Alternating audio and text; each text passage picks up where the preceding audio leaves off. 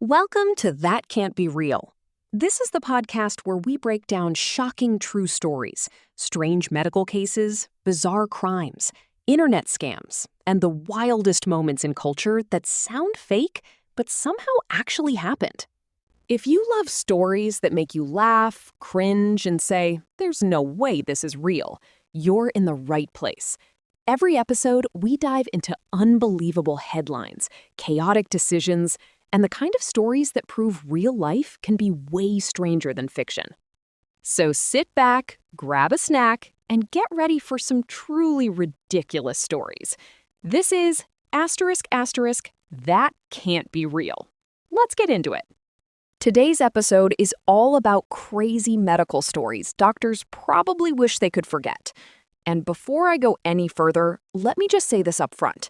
If your medical plan begins with a random internet video, a homemade remedy, or the phrase, "I thought it would be fine," you may already be in trouble. Because emergency rooms see things the rest of us should never have to imagine. People swallow things they absolutely should not swallow. People ignore symptoms for way too long. People try do-it-yourself health fixes that sound like they were invented during a dare. And somehow, doctors are expected to keep a straight face through all of it. That's what makes strange medical stories so fascinating. They sit in this weird space between science, chaos, and human decision-making at its absolute worst. And sometimes the stories are funny. Sometimes they're disturbing. And sometimes they're both at the exact same time. One of the wildest things about medicine is how often the human body responds in ways nobody expects. You can have a serious problem, and the solution ends up being something no one would ever guess. A random movement, a weird reaction, a strange chain of events that sounds ridiculous but somehow works. And that's what makes these stories so memorable. It's not just that they're gross or bizarre. It's that they remind you how unpredictable the human body really is.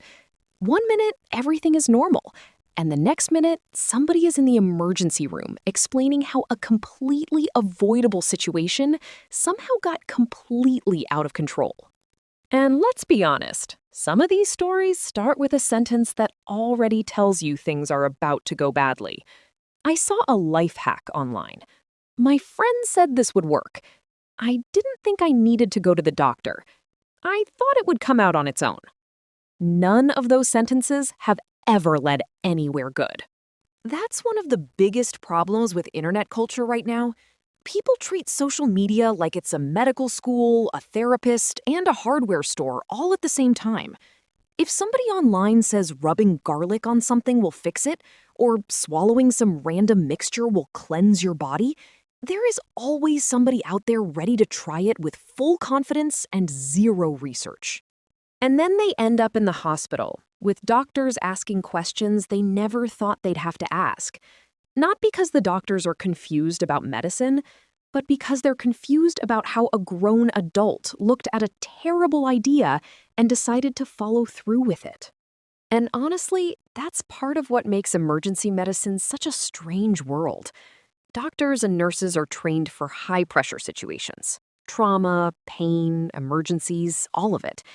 But mixed in with those serious moments are these completely bizarre cases where the only possible response is, why would anyone do this? And I think that's why medical stories have such a grip on people. They're part horror story, part cautionary tale, and part comedy, depending on how bad the decision was. Because sometimes the injury is serious, but the story behind it is so ridiculous that you almost can't process both things at once. Take the classic "I slipped and fell" explanation. Everybody knows what that usually means. Nobody believes it. The doctors definitely don't believe it. But at a certain point, medical professionals have probably heard every version of every explanation imaginable. And I'm sure there are times when they just nod, write it down, and silently decide not to ask any follow-up questions. Then you've got the people who wait way too long to get help. And this one really gets me. There are people out there walking around with obvious symptoms, obvious pain, obvious problems, And instead of going to a doctor, they decide to see if it gets better for 6 days or 2 weeks or somehow a month. And by the time they finally show up, the situation has gone from "this could have been handled easily" to now 6 people are in the room and everyone looks stressed. That's the thing about medical stories. So many of them are not just about weird accidents. They're about denial. They're about people convincing themselves that a bad situation is somehow normal. They're about someone looking at a very clear warning sign and saying, "I'm sure it's fine." No, it is not fine. If your body suddenly starts doing something it has never done before, especially if that thing is painful, swollen, bleeding, numb, or making weird noises, you might want to take that seriously. And then there are the stories where somebody actually does the right thing and still ends up in a bizarre situation anyway.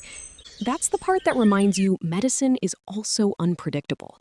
Sometimes people take care of themselves, go in early, ask the right questions, and the story is still strange because the human body is just weird like that.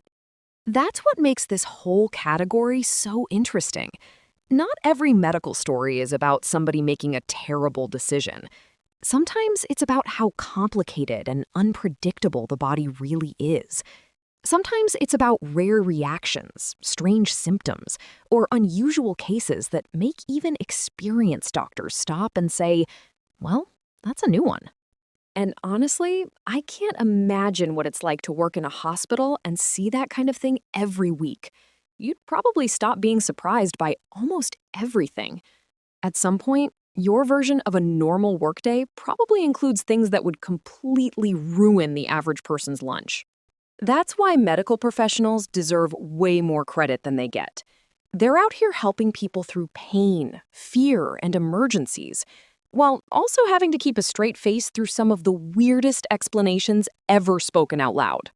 And maybe that's the real lesson from today's episode. Respect doctors, respect nurses, and maybe, just maybe, stop taking health advice from people on the internet whose qualifications seem to be, "I have ring lights and confidence." Because at the end of the day, strange medical stories are funny to talk about, but they usually start with one bad choice, one ignored symptom, or one moment where someone thought common sense was optional. So if you take anything away from this episode, let it be this. If something feels wrong, get it checked out. If a medical hack sounds ridiculous, it probably is. And if your plan requires you to explain yourself to an emergency room doctor using the phrase, "I know how this looks," the situation has already gone too far. That's it for today's episode of That Can't Be Real.